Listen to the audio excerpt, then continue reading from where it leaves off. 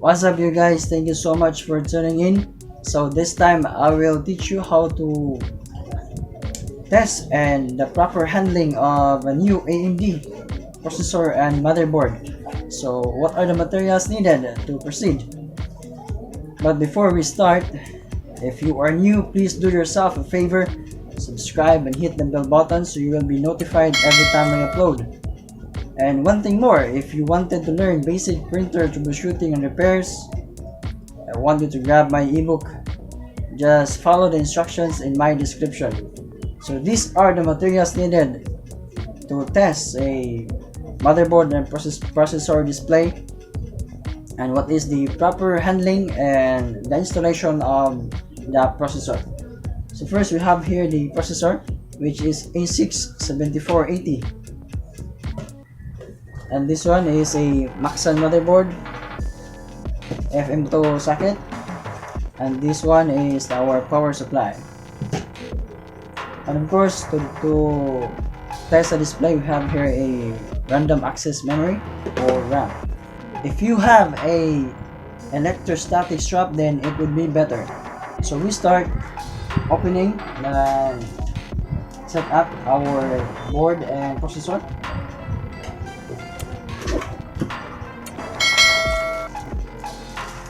And of course, the board has a,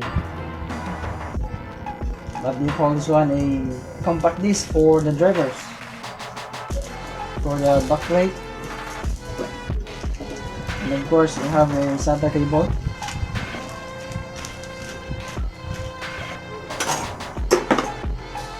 So if you are a beginner and just learning how to assemble a computer, you will doubt where to touch or where to hold the motherboard. So of course I don't have an electrostatic strap, so I use this insulator. It is from the board package, and I am touching here to the grounds area, and of course it will be safety if you only touch this plastic area here. So in your motherboard, you will see the socket, this triangle here. This will be the indicator because the processor has an arrow like this. So you open the lock.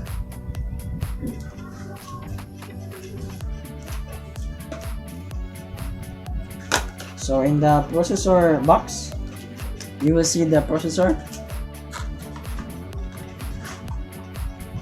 and of course the heatsink together with its fan.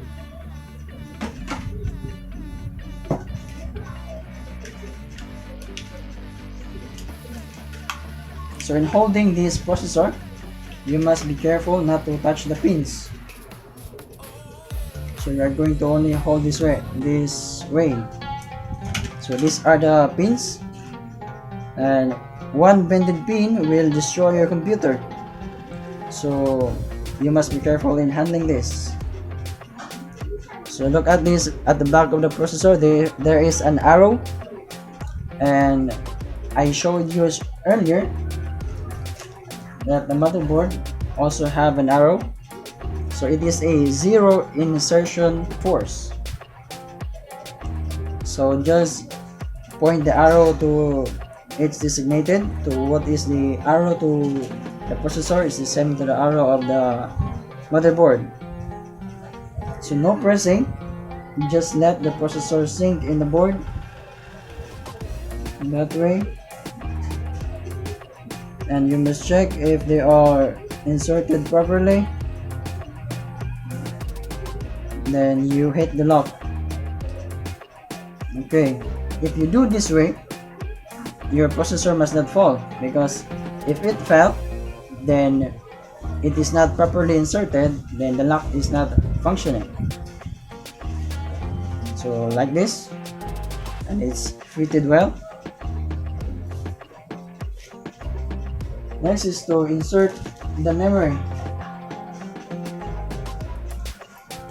So this is a DDR3 4GB Samsung memory. So the slot from the motherboard is this way, and you must you do the same with the memory. Sometimes you might confuse why it is not fitted, because the generation of your motherboard and the memory does not fit. This is a DDR3 memory, and my board is also a DDR3 board. That's why they are fitted well. And to install this heatsink, this heatsink is suitable for only for AMD processors. It can be FM1 and FM2, and some Athlons have a heatsink like this. Okay, so for you to see, just hang this part here first.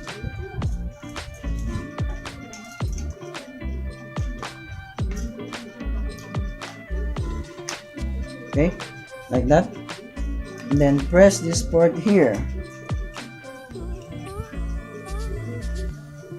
Oops. And then rotate this lock upward. Okay, and to test if they are inserted well, you have to do like this. If they won't fall, then it is locked. And this is the CPU fan. You may do like what I did and insert to the socket on the board.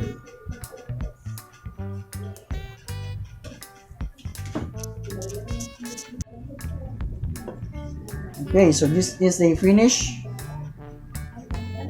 product of the board and processor assembly together with the memory. So to review, you have to remember that for the safety, you must have a electrostatic strap, and when inserting the processor, you must follow the arrow, and when inserting the memory, you must follow the slot. Okay, so I am going to test the display now.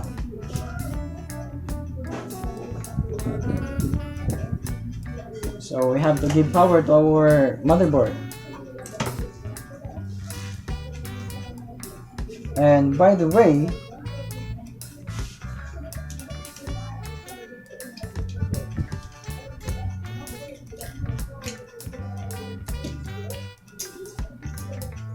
you must not forget that there must always be a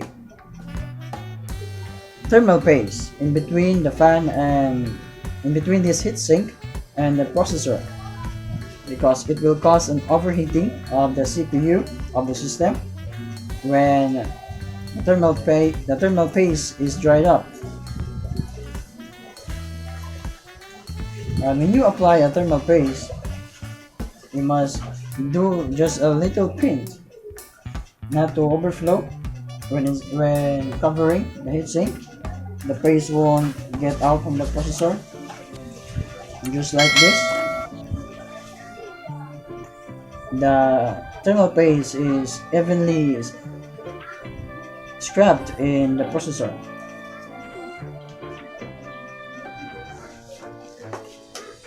So insert now the power supply, just like this.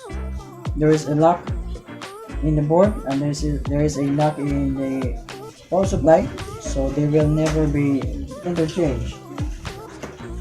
So this is for the auxiliary power right here. This remaining cables is for the hard disk. So I am going to insert the power now and short the on-off button to the motherboard. You will see the on-off button because there is a label in the motherboard which is labeled as front panel. It is adjacent to the power lead and the reset button. Okay, since I don't have a HDD or the hard disk, our display must only show the BIOS system, the basic input output. Okay, so that's it, and thank you so much for watching. Don't forget to subscribe and see you next time.